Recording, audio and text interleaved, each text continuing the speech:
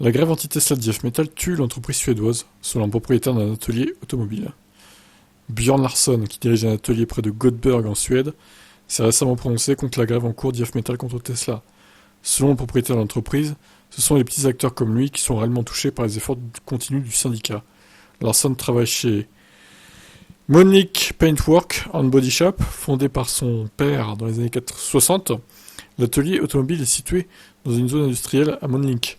L'entreprise compte environ 25 employés et ces dernières années, son chiffre d'affaires a été d'environ 34 à 36 millions de SEK, ce qui équivaut à 3,2 à 3,4 millions de dollars par an.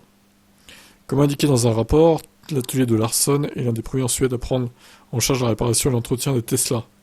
Aujourd'hui, les Tesla représentent environ 70% des opérations de l'entreprise. Larsson a noté que si son atelier, qui emploie des travailleurs membres d'IF Metal, perdrait son activité Tesla, les licenciements ne tarderaient pas à s'imposer. Ici, nous ne sommes plus autorisés à travailler sur les voitures Tesla à partir de mercredi prochain. Nous avons été parmi les premiers à démarrer avec Tesla en 2013. Aujourd'hui, 70% de l'activité est assurée par Tesla.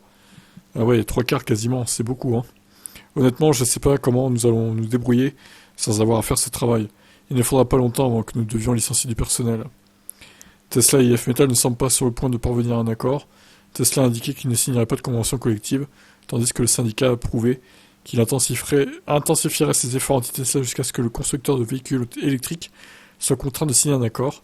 Larsson a souligné qu'au milieu de ces conflits, ce sont les propriétaires de petites entreprises comme lui qui courent le plus de risques.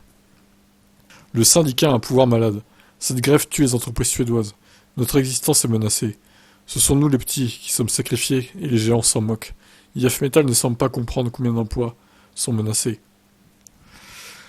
Ouais, c'est ce que je persiste à dire, hein. Les méchants dans l'histoire, c'est IF Metal, c'est pas Tesla au final, hein. Ils ont l'air de vouloir se faire Tesla, en fait. Ils ont une dent contre Tesla et ils veulent les mettre à genoux, en fait. C'est un peu ça, quitte à foutre plein de gens au chômage. Je trouve ça malsain, c'est terrible, hein. Qu'est-ce que vous en pensez de son témoignage ?